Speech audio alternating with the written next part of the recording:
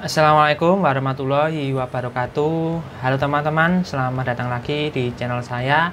Pada video kali ini saya akan membahas mata pelajaran yang ada di SMK, yaitu yang bernama Pemeliharaan Mesin Kendaraan Ringan atau yang singkat PMKR. Di sini saya akan menjelaskan apa itu PMKR, kemudian materi apa saja yang akan dipelajari di mata pelajaran PMKR. Sebelum lanjut videonya, jangan lupa like video ini dan subscribe channel saya bagi yang belum. Di sini, apa itu pemeliharaan mesin kendaraan ringan? PMKR salah satu mata pelajaran di kompetensi keahlian teknik kendaraan ringan yang berada di kelas 11 dan 12. Kemudian, mata pelajaran ini mempelajari semua hal yang berkaitan dengan sumber tenaga atau mesin di dalam kendaraan ringan atau mobil ya. Termasuk di dalamnya adalah sumber tenaga konvensional seperti motor-motor atau mesin-mesin karburator dan sumber tenaga yang dikontrol secara elektronik seperti EV ya, injeksi. Dengan menguasai PMKR diharapkan peserta didik atau siswa dapat membentuk keterampilan atau skill dalam bidang otomotif, khususnya kendaraan ringan atau mobil. Dengan ilmu PMKR ini menjadi bekal peserta didik atau siswa memasuki dunia kerja.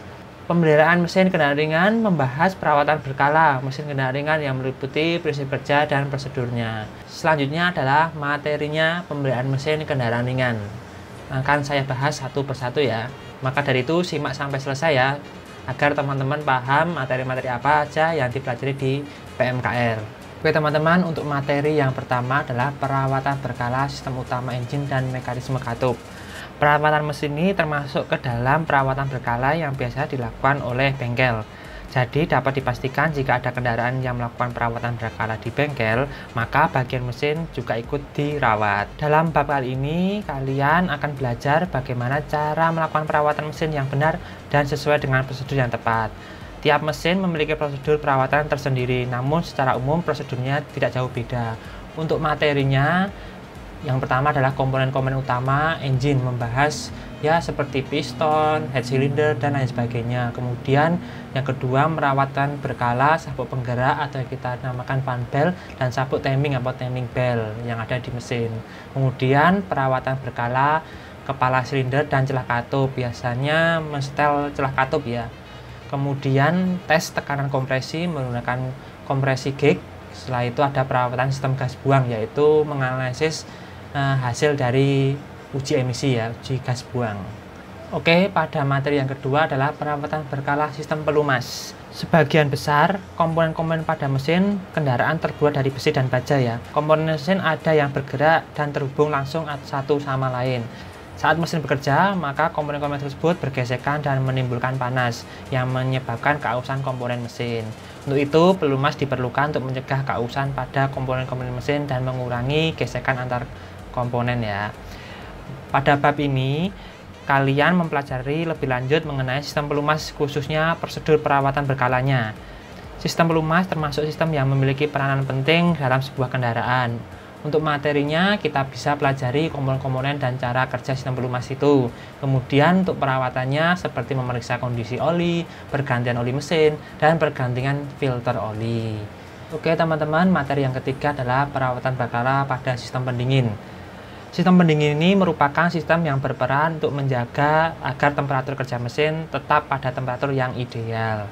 Mesin yang bekerja terus-menerus dan menghasilkan panas, tentu temperatur mesin akan terus meningkat ya. Di samping menghasilkan panas, komponen yang bergerak umumnya akan menimbulkan panas ya. Panas yang berlebihan akan merugikan dan menyebabkan kerusakan yang serius pada mesin. Maka dari itu, pada materi perawatan berkala sistem pendingin, kita akan membahas komponen-komponen dan cara kerja sistem pendingin ya. Setelah itu ada perawatan berkala ya sistem pendingin, yaitu memeriksa cairan pendingin, kemudian pergantian cairan pendingin, kemudian memeriksa kebocoran sistem pendingin dan memeriksakan tekanan pembukaan tutup radiator. Materi yang nomor 4 adalah perawatan berkala sistem bahan bakar karburator. Sistem bahan bakar adalah sistem yang vital ya, yang berpengaruh langsung terhadap proses pembakaran di dalam mesin.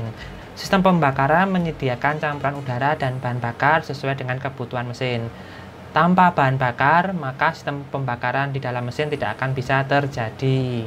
Meskipun saat ini sistem bahan bakar karburator tidak digunakan lagi pada mobil ataupun kendaraan, kalian tetap harus mempelajarinya ya.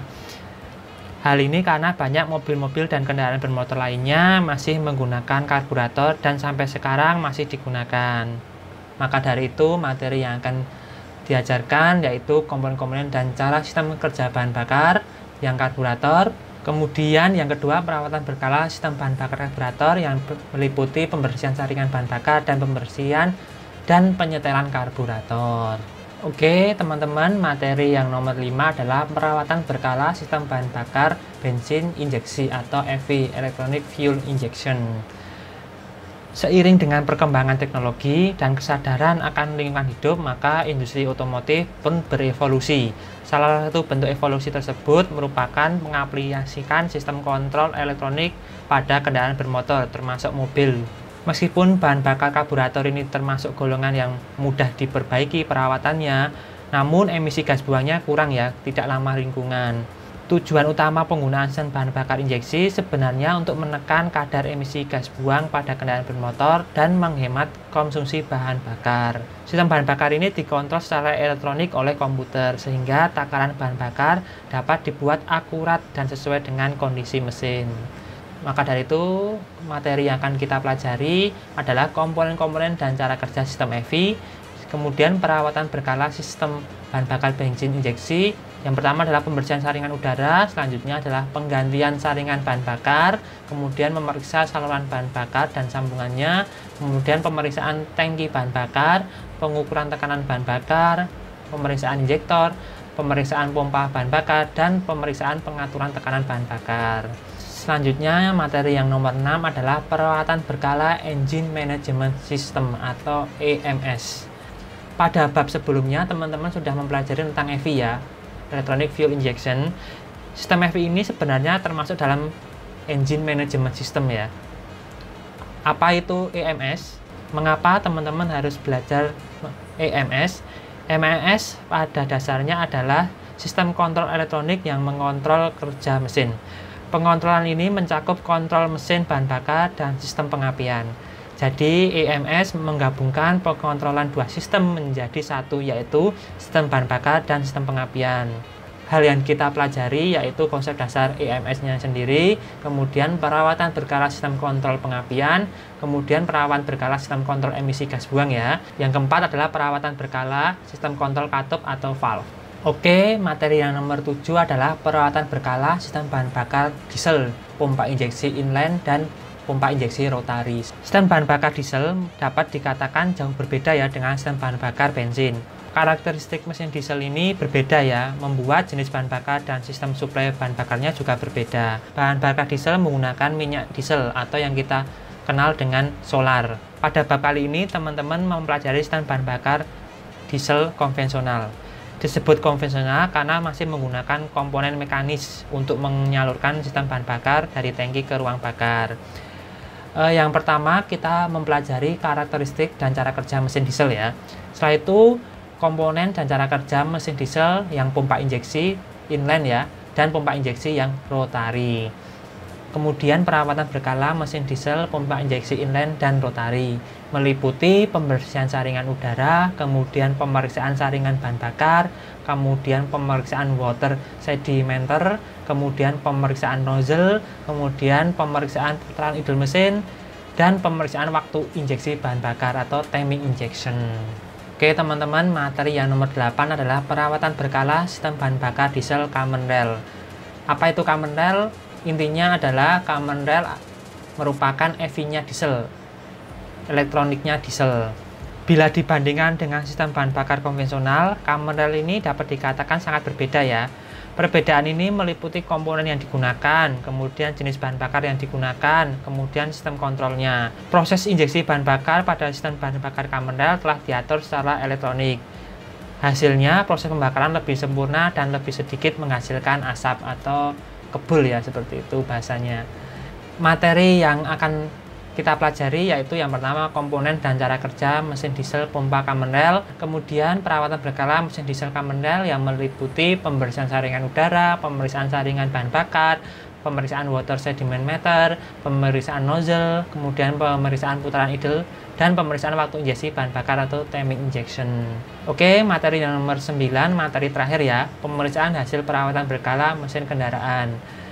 Intinya, ketika kita sudah melakukan perawatan mulai dari sistem pelumas, sistem pendingin, kemudian perawatan berkala dan mekanisme katup, kemudian perawatan berkala mesin EV, karburator, diesel, itu kita periksa hasil perawatannya dengan cara pemeriksaan hasil perawatan berkala mesin bensin, kemudian pemeriksaan hasil perawatan berkala mesin diesel. Seperti itu ya teman-teman untuk materi yang terakhir. Oke teman-teman, sekian dulu penjelasan saya mengenai pengenalan pendahuluan mengenai mata pelajaran pemeliharaan mesin kendaraan ringan atau kita sebut dengan PMKN. Jika teman-teman ada pertanyaan, silahkan tulislah di kolom komentar. Jangan lupa like video ini dan subscribe channel saya bagi yang belum. Bila ada salah, saya minta maaf. Saya akhiri. Wassalamualaikum warahmatullahi wabarakatuh. Otomotif Jaya, SMK bisa.